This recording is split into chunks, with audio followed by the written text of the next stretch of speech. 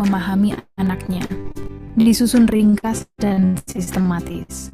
Buku ini bukan hanya referensi, tapi panduan praktis. Yuk dapatkan bukunya sekarang juga di website atau marketplace. Oke, terbitkan.id.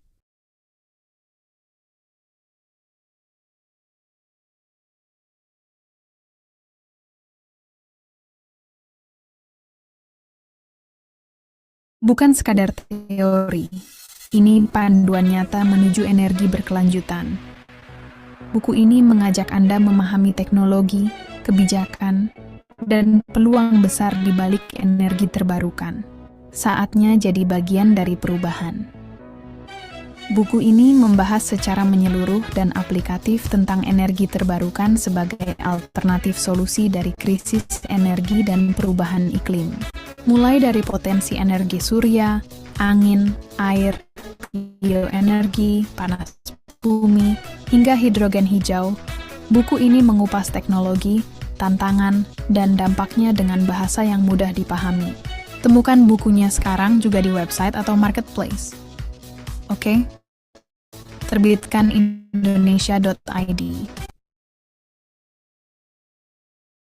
Tahukah Anda bahwa ubi kayu bisa menjadi alternatif pengganti gandum? Buku Inovasi Tepung Ubi Kayu karya Agustin Zulaida membahas potensi besar tepung lokal ini, mulai dari karakteristik ubi kayu, proses pengolahan pati, hingga teknik fermentasi untuk meningkatkan kualitas tepung. Contoh inovasi seperti tepung mocaf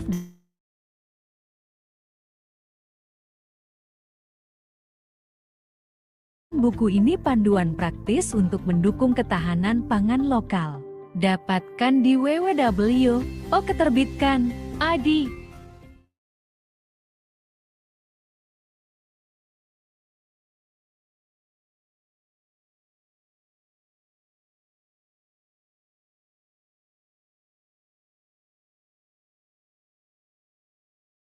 Ingin usahamu naik kelas di era digital? Belum paham digital marketing tapi ingin jualan online buku UMKM? Go Digital hadir sebagai solusi buku. UMKM Go Digital adalah panduan lengkap bagi pelaku usaha mikro, kecil dan menengah yang ingin bertransformasi secara digital. Disusun dengan bahasa yang mudah dipahami, buku ini cocok untuk pemula yang ingin memanfaatkan kekuatan teknologi dan internet untuk mengembangkan bisnisnya. Yuk dapatkan bukunya sekarang juga di website atau marketplace. Oke, terbitkan Indonesia.id.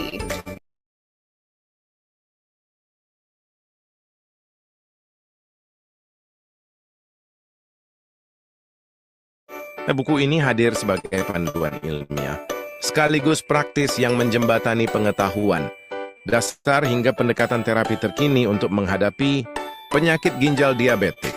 Miliki buku ini sekarang dan jadilah bagian dari solusi menurunkan angka kesakitan akibat diabetes dan penyakit ginjal diabetik.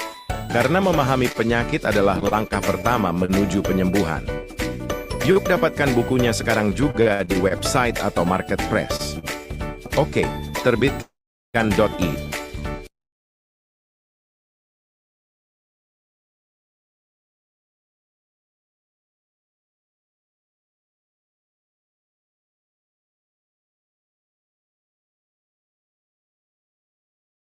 Belajar statistik. Nggak lagi bikin pusing. Buku ini cocok banget buat kamu yang sering bingung waktu belajar statistik. Penjelasannya gampang dimengerti, penuh contoh, dan ada latihan soal juga di dalamnya. Kamu akan belajar apa itu data dan gimana cara ngolahnya. Cara hitung rata-rata, median, modus grafik data biar lebih mudah dibaca. Peluang, probabilitas, dan distribusi, sampai cara lihat pola dari data pesan. Sekarang yuk dengan temukan di website ATAU Marketplace. Oke, terbitkan indonesia.id.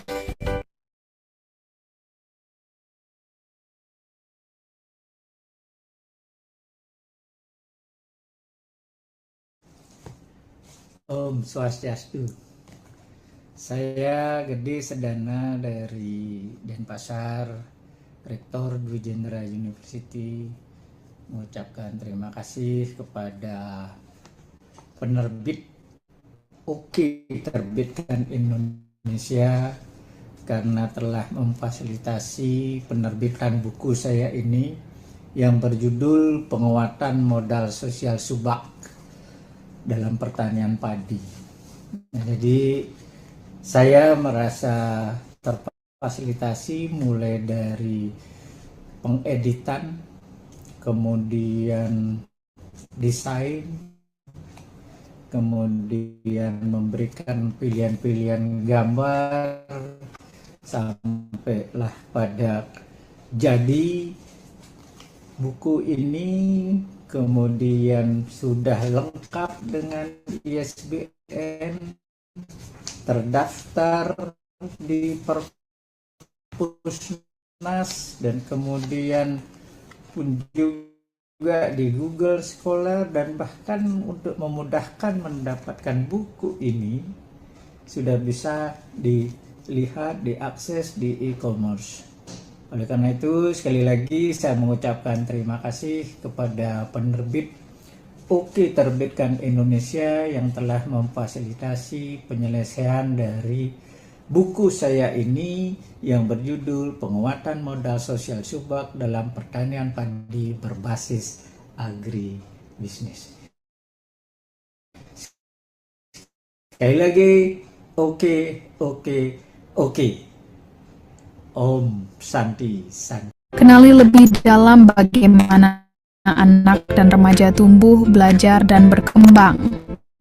Buku ini mengupas tuntas teori perkembangan peserta didik, mulai dari Piaget hingga Vygotsky, serta strategi nyata dalam menghadapi kebutuhan khusus di kelas. Cocok untuk guru, mahasiswa pendidikan, hingga orang tua yang ingin lebih memahami anaknya. Disusun ringkas dan sistematis. Buku ini bukan hanya referensi, tapi panduan praktis. Yuk dapatkan bukunya sekarang juga di website atau marketplace.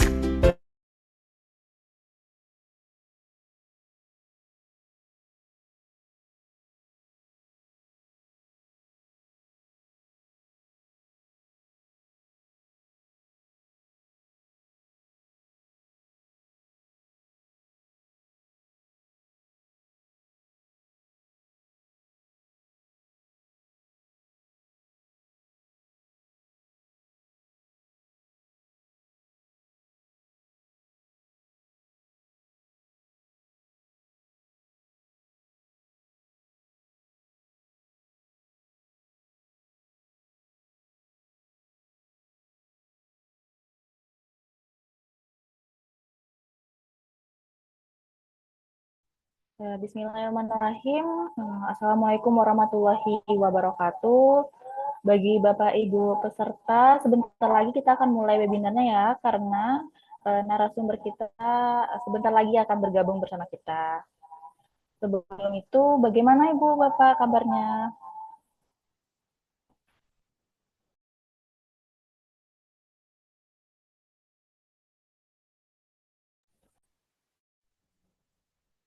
Baik Bapak Ibu, sambil menunggu narasumber kita hadir, izinkan kami menghidupkan kembali lagu dari CV Oke Terbitkan Indonesia. Terima kasih Bapak Ibu.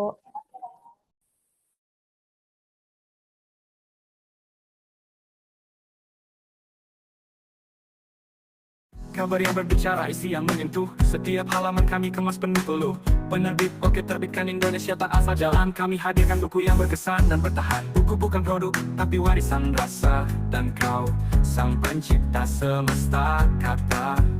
Penerbit Oke Terbitkan Indonesia menjaga makna, karena setiap penulis patut dijaga. Tak ada mimpi yang terlalu tinggi jika percaya dan terus menulis lagi. Penerbit Oke Indonesia akan ada di balik kisahmu yang luar biasa. Kini giliran karyamu bersuara, menembus ruang, menembus udara.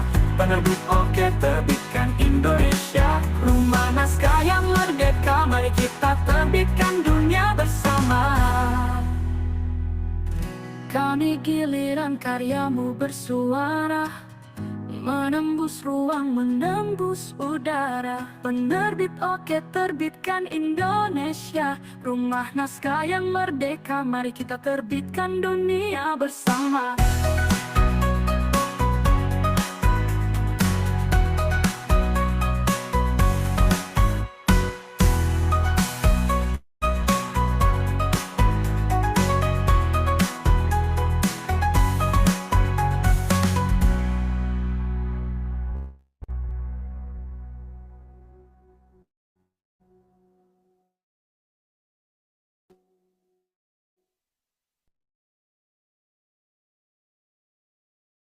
Ada suara di dalam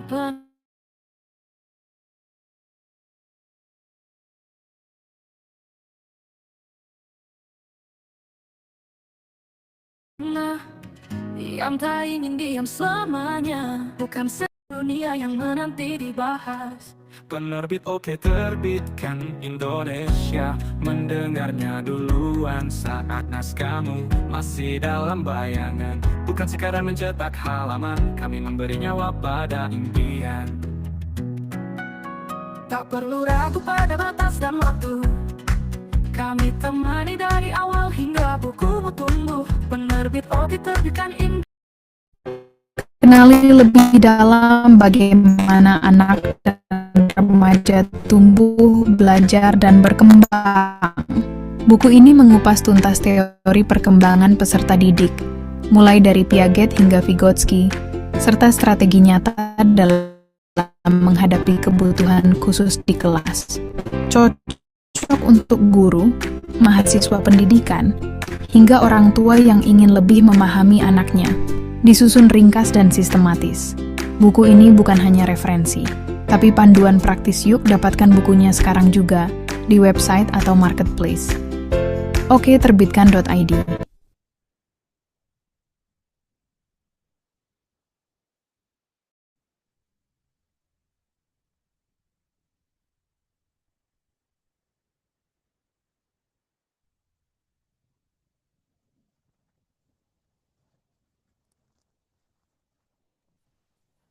Halo Ibu, Bu Heni.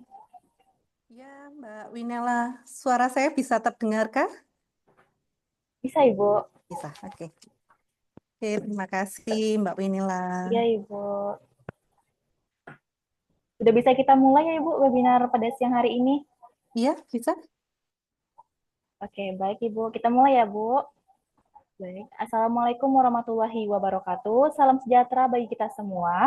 Pertama-tama marilah kita panjatkan puji dan syukur atas kehadiran Allah Subhanahu wa taala yang telah melimpahkan rahmat dan sejahteraannya bagi kita semua, yang dimana pada siang hari ini kita berkesempatan hadir untuk dalam acara rangka webinar nasional pada siang hari ini.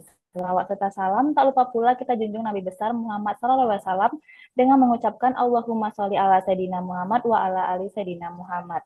Yang saya hormati pimpinan dari CV Oke Terbitkan Indonesia, yang saya hormati narasumber kita Ibu Heni Anggraini, MPSI, psikolog, dan para rekan-rekan peserta webinar pada siang hari ini yang saya banggakan.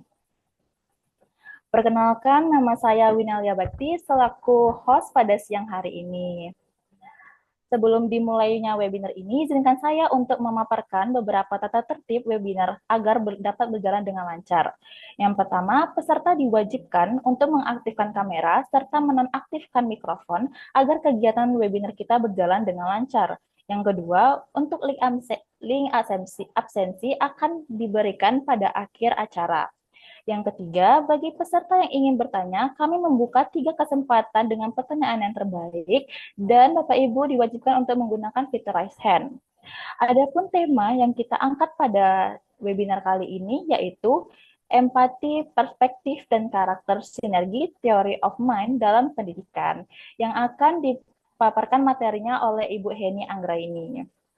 Sebelum kita memasuki pemaparan materi, alangkah lebih baiknya kita mengetahui uh, asli dari Ibu Heni Anggraini tersebut. Ibu Heni menempuh pendidikan S1 Psikologi Universitas di Negeri Malang pada tahun 2005. Pada tahun 2010, beliau menempuh pendidikan S2 Magister Profesi Psikologi UMM. Pada tahun 2023 hingga sekarang, beliau menempuh pendidikan S3 Psikologi Universitas Negeri Malang. Selain itu juga beliau pernah bergabung pada Psikologi Yayasan Sadar Hati Malang pada tahun 2013 hingga 2014. Beliau juga menjadi Kepala Lab Model PG PAUD Unikama pada tahun 2014 hingga 2017. Dan juga beliau pernah menjadi Ketua Program Studi PG PAUD pada tahun 2017 hingga 2023. Baiklah, sangat luar biasa sekali narasumber kita pada siang hari ini. Bagaimana Ibu? Kabarnya? Apakah sehat? Semoga selalu senantiasa sehat ya Ibu. Iya, Alhamdulillah Iya. Mbak Winela ya. Iya Ibu. Hari ini sungguh luar biasa gitu ya. Walaupun mungkin kalau di Kota Malang ini kebetulan cuacanya sedang sangat panas sekali begitu ya beberapa hari ini. Tapi Alhamdulillah saya dalam keadaan sehat. Alhamdulillah Ibu. Baiklah Bu, berarti Ibu udah siap kan untuk memaparkan materinya? Insya Allah sudah siap Mbak Winela ya. Baik Ibu, dengan segala hormat saya persilahkan Ibu untuk memaparkan materi. Silakan Ibu. Terima kasih Mbak Winelia. Assalamualaikum warahmatullahi wabarakatuh. Waalaikumsalam warahmatullahi wabarakatuh. Selamat siang semuanya. Saya mengucapkan terima kasih kepada Mbak Winelia yang hari ini sudah berkenan menjadi moderator. Dan saya juga mengucapkan terima kasih banyak kepada JVOK Terbitkan karena sudah mengundang saya hari ini sebagai narasumber dalam kegiatan webinar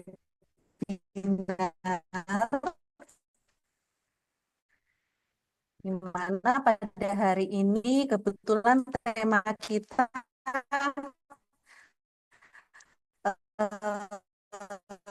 menurut saya sangat menarik ya. Kemarin Mbak Wenelia menyampaikan sini judulnya yaitu kaitannya dengan sinergi dengan theory of mind. Tentunya sesuai dengan bidang pendidikan saya begitu Mbak Winelia gitu ya.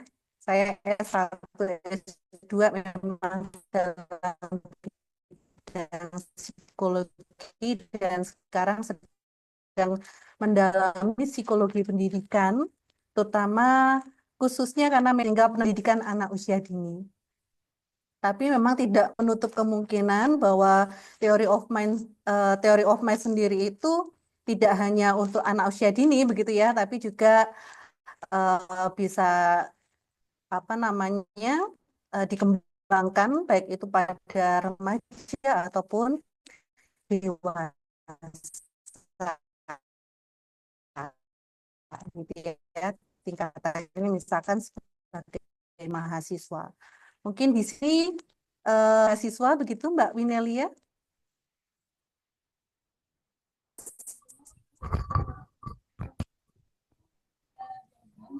Jelas. Jelas Ibu. Ya. Oke. Oke, terima kasih. Dengar Ibu, mohon maaf Ibu, Memang... Mbak Winelianya terkendala jaring. Ya jelas Bu. Jelas Ibu.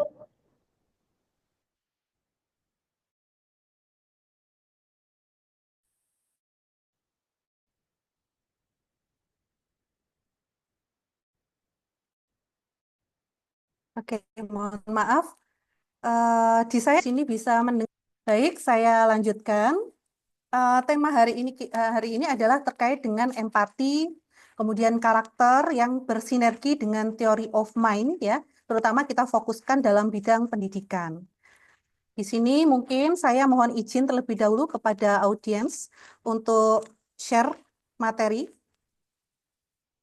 Baik Bu. Oke. Mohon dibantu mungkin untuk moderator karena saya masih belum diperkenankan untuk share screen.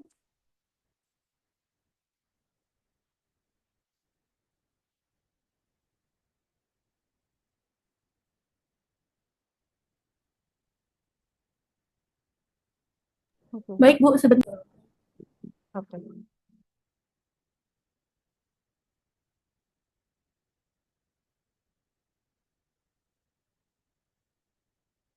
Sudah bisa, Ibu?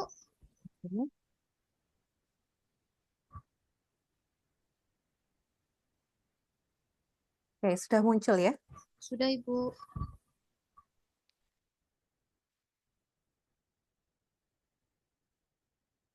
Oke. Jadi untuk hari ini kita akan membahas tentang empati, kemudian perspektif, karakter, tentunya yang bersinergi dengan teori of mind, terutama pada pendidikan. Nah, kita bermulai dari yang pertama terkait dengan situasi dan permasalahan ya yang sering kita temukan, terutama mungkin kadang kita melihat di beberapa TV nasional gitu ya, diberitakan hal-hal yang sering terjadi, terutama di Indonesia. Pertama kaitannya dengan korupsi, mungkin ini suatu hal yang tidak asing bagi kita ya. Korupsi itu merajalela baik dari tingkat bawah sampai atas begitu. Kemudian konflik dan kekerasan. Nah, konflik kekerasan ini mungkin sering ya juga masuk di beberapa media, bahwa ternyata kekerasan itu juga banyak kita dapati, terutama anak-anak gitu ya. Beberapa waktu yang lalu saya sering membaca gitu ya, ternyata kaitannya dengan kasus bullying yang ada di Indonesia itu jumlahnya sangat banyak sekali. Bahkan di 5 tahun belakangan ini, kalau saya saya searching gitu ya, berapa sih jumlah kasus pengaduan kekerasan di Indonesia, itu jumlahnya ribuan begitu ya. Nah, ini sangat miris tentunya kalau untuk kita selaku pendidik terutama di Indonesia. Bahkan mungkin kemarin salah satu mahasiswa saya juga meneliti ya bagaimana kaitannya dengan bullying yang dilakukan di tingkat PAUD gitu ya. Ternyata tidak hanya kita temukan di tingkat remaja ataupun tingkat mahasiswa, bahkan di tingkat PAUD pun sering ya guru atau pendidik itu menemukan perilaku-perilaku seperti bullying dalam bentuk fisik ya, seperti misalkan menendang, memukul, mencubit teman gitu ya. Kemudian baik itu secara psikologis, misalkan ya mengucilkan teman ya, seperti ataupun verbal, seperti ketika seorang anak menghina atau mengolok-olok teman ya. Sehingga melihat persoalan-persoalan seperti ini tentunya kita sebagai seorang pendidik eh, ini ya tergerak ya hatinya untuk bagaimana gitu ya, bahwa pendidikan anak usia dini itu merupakan pondasi dasar. Kalau kita tidak memulai dari pondasi dasarnya, maka nanti juga di tahapan fase berikutnya juga akan mengalami permasalahan-permasalahan kaitannya dengan bullying tadi, tindak kekerasan. Kemudian juga pelanggaran hukum. Mungkin kemarin kita juga di berita di TV nasional mendengar ya kasus tentang misalkan perlakuan aparatur negara terkait dengan para demonstran yang dianggap tidak adil atau tidak sesuai dengan hak asasi manusia ya, itu juga menurut kita sebagai seorang pendidik sangat miris. Kemudian apatis, nah ini sikap aparatur negara ya terhadap kasus-kasus seperti misalkan kekerasan anak yang sifatnya mungkin kurang adanya respon yang baik begitu, sehingga membuat orang-orang itu juga melakukan pengaduan menganggap bahwa hal ini kalau tidak ditindaklanjuti juga untuk apa seperti itu. Nah, melihat situasi dan permasalahan seperti ini, ya kita juga meruntut ya, kenapa sih kok tingkat kekerasan, tingkat bullying, ya korupsi, kemudian apatis dari aparatur negara itu, apa sebenarnya sumber permasalahannya? Kalau kita rutut, penyebabnya sebenarnya apa gitu ya? Yang pertama ini kaitannya dengan pengaruh informasi gitu ya. Saat ini tentunya di zaman teknologi yang sudah sangat berkembang, kita mendapatkan informasi itu saat ini sangat cepat sekali ya, dengan berbagai macam media sosial. Mungkin setiap mahasiswa di sini ya ataupun guru atau pendidik semua pasti aktif di media sosial ya, ada Facebook, Instagram, Twitter dan sebagainya. Nah, itu membuat kita semakin cepat mendapatkan informasi-informasi. Tapi untuk para anak-anak remaja yang juga tidak terlepas dengan penggunaan gadget dan sebagainya itu, apakah mereka sudah mempunyai ya filterisasi gitu ya untuk melihat apakah sebuah berita yang mereka dapatkan dari media sosial itu sudah tentu kebenarannya gitu ya, atau sering kita sebut sebagai hoax gitu ya. Nah, hal itu yang tentunya membuat kita sebagai orang tua ataupun sebagai guru gitu ya, benar-benar harus mendampingi ketika anak-anak itu memperoleh berita-berita yang tadi belum tentu kebenarannya seperti itu. Kemudian juga terkait dengan daya juang yang kurang tinggi gitu ya.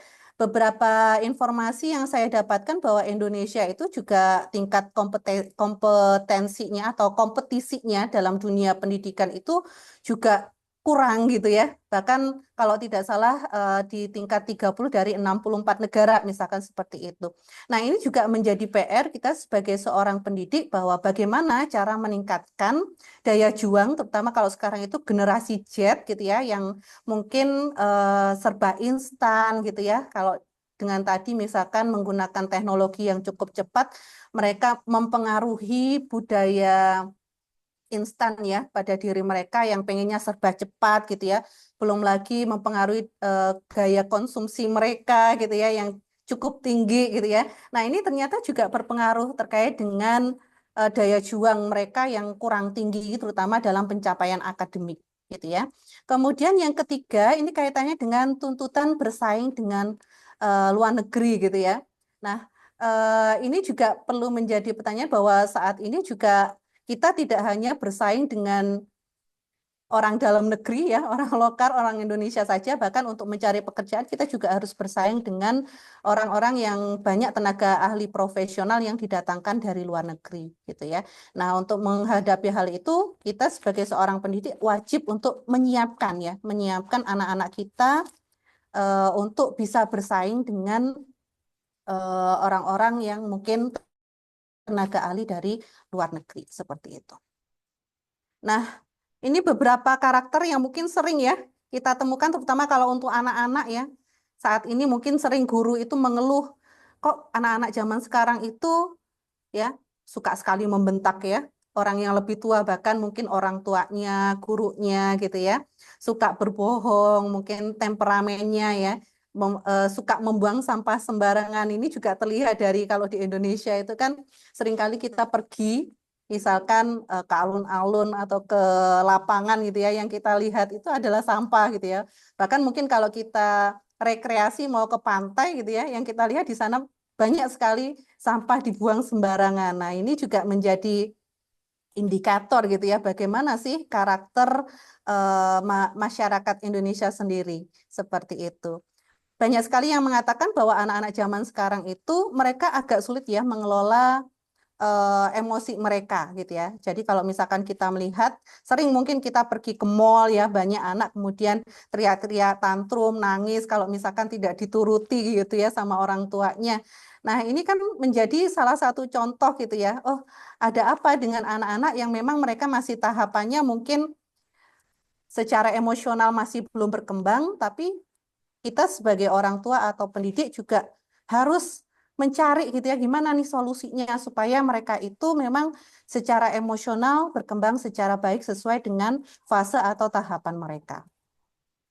Nah, tujuan pendidikan sendiri, kenapa kok anak-anak itu perlu ya mendapatkan pendidikan, bahwa pendidikan itu bertujuan untuk mengajarkan anak-anak menjadi pribadi yang lebih baik gitu ya. Jadi harapannya seperti itu.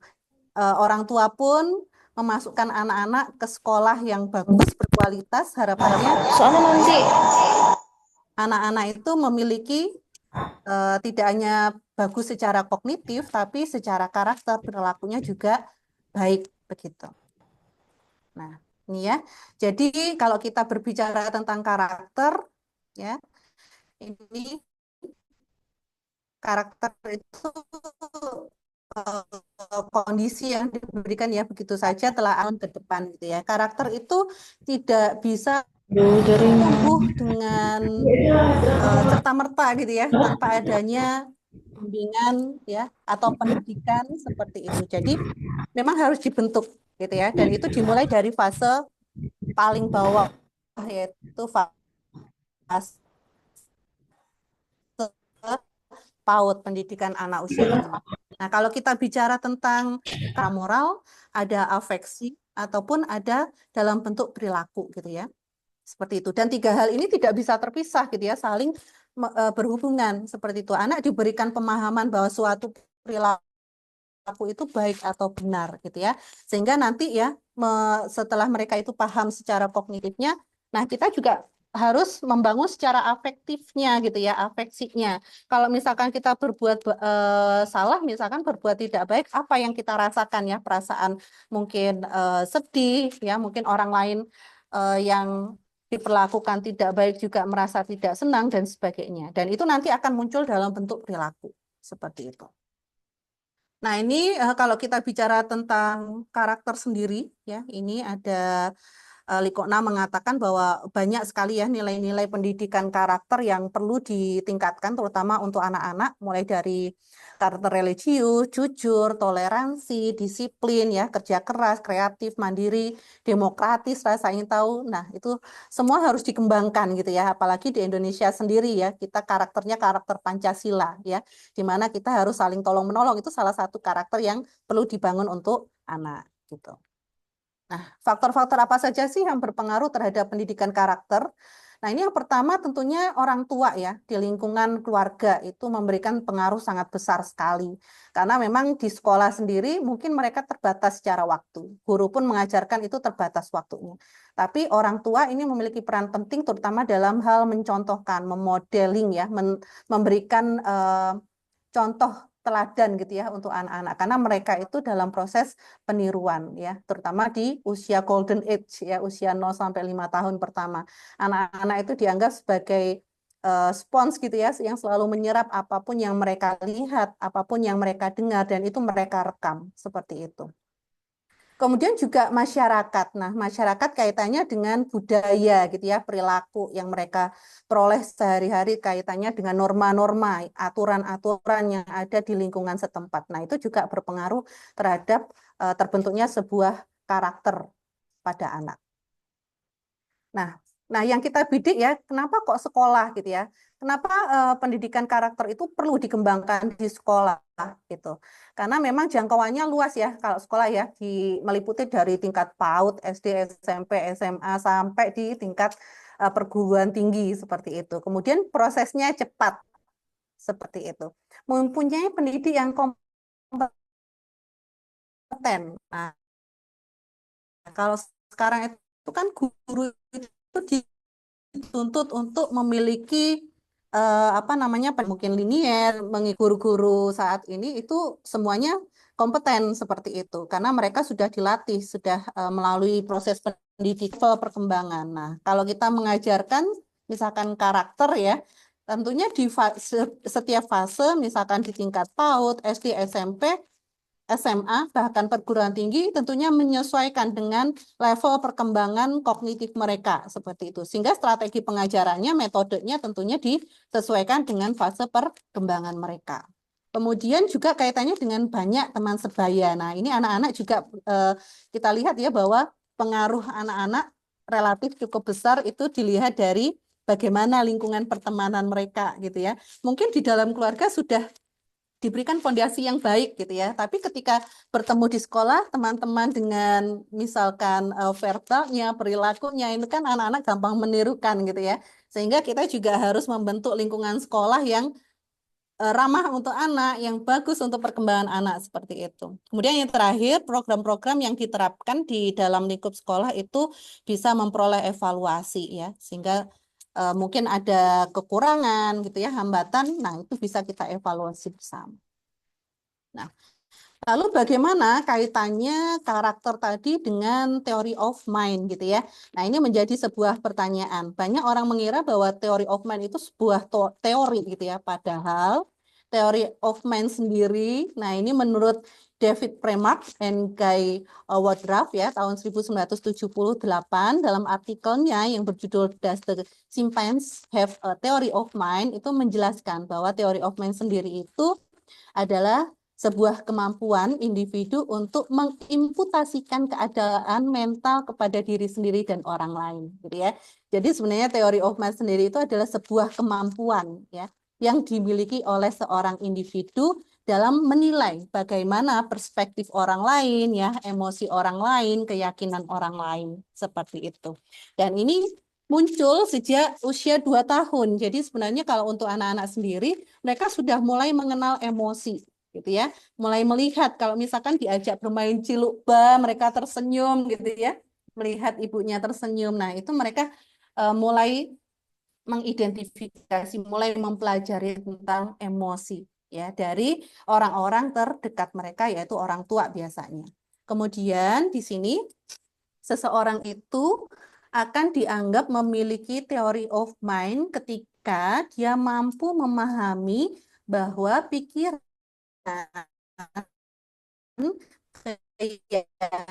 keyakinan, serta keinginan orang lain itu dapat berbeda dari kita melihat kalau pada anak-anak ya, mereka masih tahapannya mungkin usia 0 sampai 2 tahun itu masih sensori praoperasional gitu ya. Di mana mereka masih berpikiran egosentrisme. Mereka menganggap bahwa apa yang orang lain lihat, apa yang orang lain yakini itu sama seperti yang dia yakini gitu ya. Padahal mungkin saja bisa berbeda gitu ya, seperti itu. Kemudian teori of mind sendiri ini menurut Miller tahun 2012 yang memungkinkan individu dalam hal memahami bahwa keyakinan adalah representasi realitas gitu ya. Jadi bukan realitas itu sendiri. Jadi lebih berfokus pada keyakinan dan bahwa tindakan manusia itu ditentukan oleh keyakinan tersebut. Jadi baik perilaku itu benar ataupun salah itu tergantung pada keyakinan gitu ya yang dimiliki oleh individu tersebut. Jadi terlepas dari yang namanya realitas atau kebenaran. Nah, Miller di sini menekankan ada 2 hal pokok dalam teori of mind itu sendiri. Ada yang kita sebut sebagai first order belief ya, memahami bahwa seseorang itu dapat memiliki keyakinan yang salah tentang dunia. Gitu. Karena setiap orang punya pengalaman yang berbeda gitu ya. Sehingga ini juga mempengaruhi bagaimana keyakinan orang lain terhadap suatu hal. Kemudian yang kedua, second order belief, ini memahami bahwa seseorang itu dapat memiliki keyakinan tentang keyakinan orang lain gitu ya. Jadi ini contohnya misalkan, oh dia berpikir ya, atau teman saya berpikir bahwa, oh mungkin saya percaya bahwa sesuatu hal itu mungkin benar misalkan seperti itu. Atau suatu hal itu salah misalkan seperti itu. Gitu ya. Jadi di sini ada 2 tingkatan. Seperti itu ya. Nah, perkembangan teori of mind ini saya rangkum dari beberapa literasi gitu, kembang dari sejak anak-anak sampai mereka dewasa gitu ya. Nah, ini ada 6 fase di sini. Ada tahap prarepresentasional kalau kita sebut ya di usia 0 sampai 2 tahun, di mana di sini di indikatornya gitu ya, bisa dilihat dari bayi itu belum memahami pikiran sebagai sebuah entitas mental yang terpisah ya.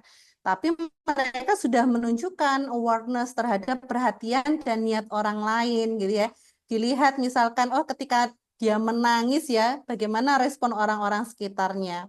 Apakah ibunya langsung menggendong misalkan atau malah diabaikan gitu ya. Kemudian yang kedua ini tahap keinginan anak di usia 2 sampai 3 tahun ya. Di mana pada fase ini anak mulai memahami bahwa keinginan dan perasaan itu dapat mempengaruhi sebuah tindakan gitu ya. Jadi kalau misalkan oh temannya mau berbagi mainan gitu ya. Oh, berarti dia berpikiran bahwa nanti kalau misalkan aku punya mainan, aku akan meminjamkan kepada temanku, misalkan seperti itu. Kemudian ini ya, tapi anak-anak masih belum memahami bahwa orang lain dapat memiliki keyakinan yang keliru tentang dunia, gitu ya. Karena apa? Karena tadi ya masih bersifat egosentrisme kalau untuk anak-anak. Kemudian di tahapan ketiga ada yang kita sebut sebagai tahap keyakinan ya atau false belief. Ini usia 4 tahun. Di mana anak mulai memahami bahwa orang lain itu bisa memiliki keyakinan yang salah tentang kenyataan gitu ya. Nanti kita akan mungkin saya tunjukkan ya sebuah eksperimen tentang Anne gitu ya yang menunjukkan bahwa setiap orang itu bisa berpikiran yang berbeda atau memiliki false belief yang berbeda. Kemudian yang keempat ini tahap second order belief ya, usia 6 sampai 8 tahun itu indikatornya bisa dilihat dari anak mulai memahami bahwa seseorang lain. Dan yang kelima ini tahap high order theory of mind, di mana emosi kompleks dan ironi ya ditunjukkan dari perilaku anak yang mana mulai memahami emosi itu berbasis keyakinan seperti perasaan malu, bersalah, bangga ataupun kecewa serta ungkapan sosial yang secara tidak langsung gitu ya. Kadang anak sudah mulai paham bahwa mungkin orang lain itu menyindir gitu ya, seperti itu. Dan yang keenam ini tahap integratif di mana empati, moral, dan identitas sosial biasanya ini dimiliki oleh remaja ataupun di fase dewasa. Teori of mind itu terintegrasi dengan empati ya, nilai-nilai karakter dan identitas diri sosial. Begitu. Bagaimana sebuah teori of mind ini menjadi sebagai sebuah fondasi pemahaman sosial, bahwa ketika seseorang itu sudah memiliki kemampuan dalam memahami bahwa orang lain memiliki pikiran, keyakinan, keinginan, dan perasaan yang berbeda dari diri kita sendiri. Dan dalam konteks pendidikan, kemampuan ini menjadi dasar untuk mereka mampu berinteraksi sosial, ya, berkomunikasi secara efektif, dan mungkin berperilaku etis ya sesuai dengan aturan norma di kelas atau lah gitu ya.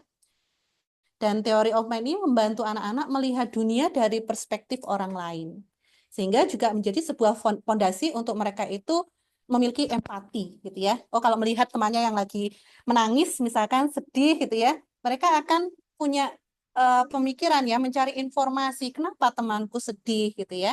Nah, kalau mereka itu melihat temannya sedih, maka apa yang dia harus lakukan? Nah, ini kaitannya dengan empati tadi. Nah, ini ya memahami false belief ya. Jadi pada anak-anak itu ternyata mereka usia 4 tahun mungkin masih banyak yang tidak atau mungkin kemampuan teori of mind-nya masih kurang dan perlu dikembangkan ya. Ini ada sebuah eksperimen ya. Jadi boneka Sally dan Anne gitu ya, yang merah ini Sally dan yang biru ini Anne. Nah, si Sally ini memiliki keranjang kuning gitu ya, dan dia menaruh ini sebuah bola di keranjang kuning gitu ya. Dan ketika si Sally ini pergi, ternyata Anne memindahkan bola yang ada di keranjang kuning itu di kotak gitu ya, di sebuah kotak karton gitu ya. Nah, sekarang pertanyaannya gitu ya, apakah nanti ketika si Sally ini kembali, dia akan mencari bola ini di mana? Kalau untuk orang-orang atau anak-anak ya yang memiliki teori of mind yang sudah berkembang, dia akan menjawab apa? Kira-kira. Untuk anak-anak yang punya teori of mind yang sudah berkembang, dia pasti akan menjawab bahwa si Sally akan mencari bola di keranjang kuning. Gitu. Nah, ini juga sempat saya uji coba kepada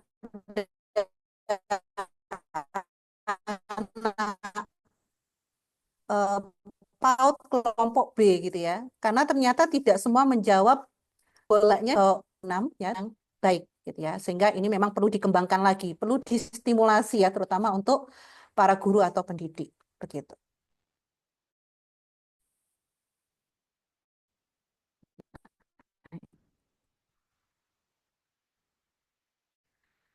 Teori of mind dan empati, ya, pikiran ke perasaan gitu ya. Jadi kalau empati sendiri ini kita bagi menjadi dua,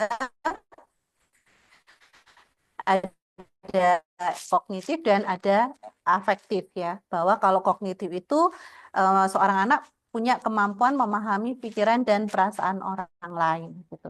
Sedangkan kalau afektif ini lebih kepada kemampuan mereka dalam merasakan emosi orang lain ya. Nah, pada teori of mind ini terutama berperan dalam empati kognitif ya, mereka kan orang lain. King kalau dalam teori of regulasi emosi yang baik ya, pengetahuan atau perkembangan moral yang sudah baik, maka ini juga dapat memperkuat empati ya atau perasaan afeksi untuk mengenali orang lain itu mungkin sedang merasakan perasaan sedih atau sedang merasakan perasaan senang begitu. Nah, Theory of mind sebagai dasar pembentukan karakter ya, bahwa pembentukan karakter itu seperti contohnya kejujuran, tanggung jawab, kepedulian ya, keadilan ini menuntut kemampuan reflektif dan moral yang berakar pada theory of mind.